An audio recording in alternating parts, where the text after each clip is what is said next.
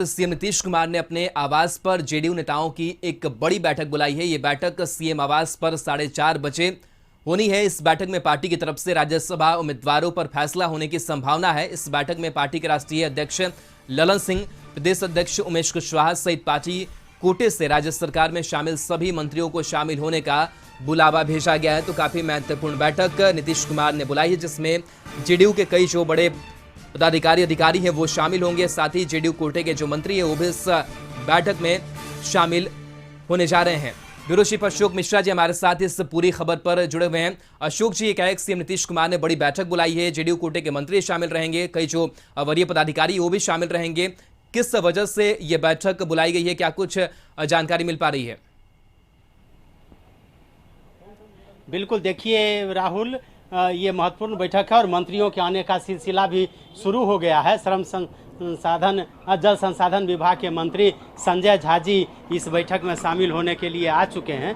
तो एक तरह से कह सकते हैं कि ये महत्वपूर्ण बैठक जो मुख्यमंत्री ने बुलाई है, उस महत्वपूर्ण बैठक में शामिल होने के लिए मंत्रियों के आने का सिलसिला शुरू हो चुका है। जहां तक आपने सवाल किया है कि आखिर इस बैठक में क्या होना है, तो दो बातें हैं। एक तो नीतीश कुमार जब भी कोई बड़ी योजना बनाते हैं तो वो किसी को बताते नहीं हैं, और अगर नीतीश कुमार कोई योजना बनाते हैं तो उसके पहले ऐसी रणनीति बनती है कि लगे कि पार्टी में सभी लोगों के मंतव्य से, यानी कि सभी लोगों की सहमति से कोई कदम उठाए जा रहे हैं। लेकिन अभी जो ये बैठक बुलाई गई है, ये पार्टी के बड़े नेताओं की बैठक है, और बड़े नेताओं में संगठन के बड़े नेताओं की और कैबिनेट के सभी सदस्यों की बैठक है। संगठन में जो बड़े नेता हैं, राष्ट्रीय अध्यक्ष हैं, संसदीय बोर्ड के अध्यक्ष हैं, प्रदेश अध्यक्ष हैं, और दूसरी तरफ ये मंत्री जो हैं, वरिष्ठ मंत्री हैं, उनको बुलाया गया है। चूँकि मंत्री में जो भी लोग शामिल होते हैं अधिकांश वरिष्ठ ही होते हैं। तो ऐसी परिस्थिति में अभी यह कहा जा सकता है कि ये बैठक महत्वपूर्ण है।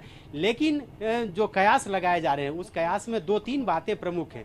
एक तो कह सकते हैं कि ये बैठक उस वक्त हो रही है जब राज्यसभा की 5 सीटों पर चुनाव होना है, और जिसमें से एक सीट ही जदयू के कोटे में आने की संभावना है। तो वैसी परिस्थिति में वह एक सदस्य किसको भेजा जाए, पार्टी के किन नेता को राज्यसभा भेजा जाए, इस पर भी हो सकता है कि मुख्यमंत्री पार्टी के नेताओं से विचार करें, उनसे एक तरह से कहिए कि उनका सुझाव लें। दूसरा, जाति जनगत जनगणना जो है, उस जनगणना को लेकर के मुख्यमंत्री ने घोषणा की है कि कैबिनेट की बैठक में यह निर्णय लेंगे और उसके बाद फिर अगला कदम उठाया जाएगा, जिसमें सभी दलों के नेताओं से बैठक होगी।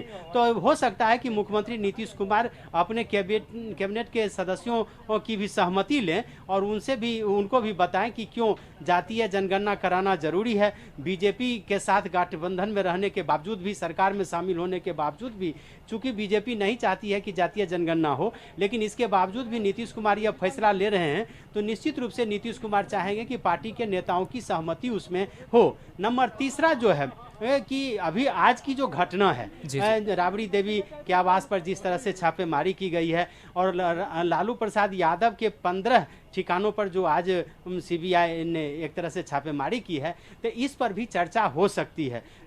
हालांकि इस पर विस्तृत चर्चा की संभावना कम है, लेकिन ऐसी संभावना जताई जा रही है कि इस पर भी चर्चा हो सकती है कि वर्तमान में जो बिहार का राजनीतिक परिवेश बदल रहा है, वैसी परिस्थिति में जदयू को कौन सारा कदम उठाना चाहिए।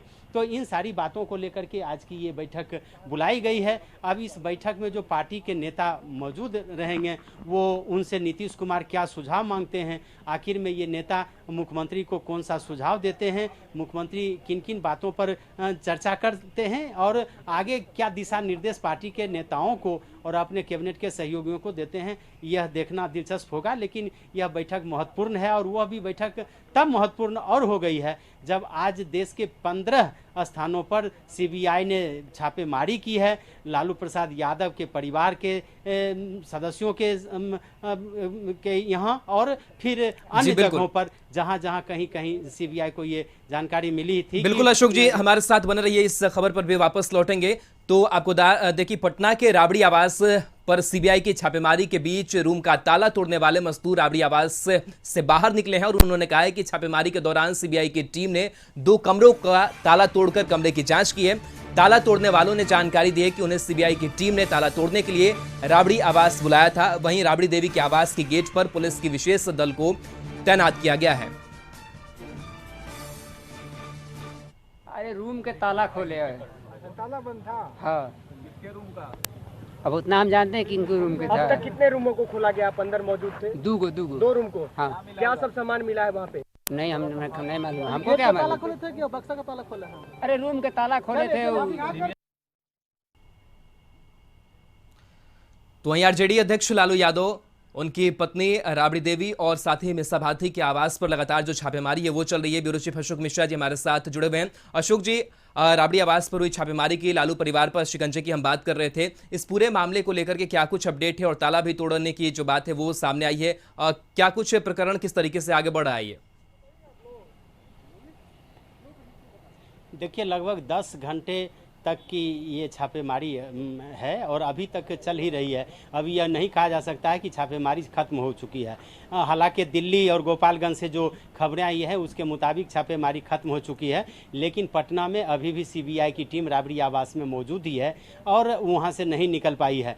इसका अब यह समझ लीजिए कि 2004 से लेकर 2009 तक लालू प्रसाद यादव केंद्रीय रेल मंत्री रहे थे और उस वक्त में रेलवे में जो बहाली हुई थी उस बहाली को लेकर के उस समय, जिस समय यूपीए फेज 2 आई थी, तो उस समय जदयू के सांसदों ने ही इसकी जांच कराने की मांग की थी और ममता बनर्जी उस समय तत्कालीन रेल मंत्री थी और उसी समय इस घोटाले की जांच शुरू की गई थी और उसकी जद में कई लोग आए भी थे।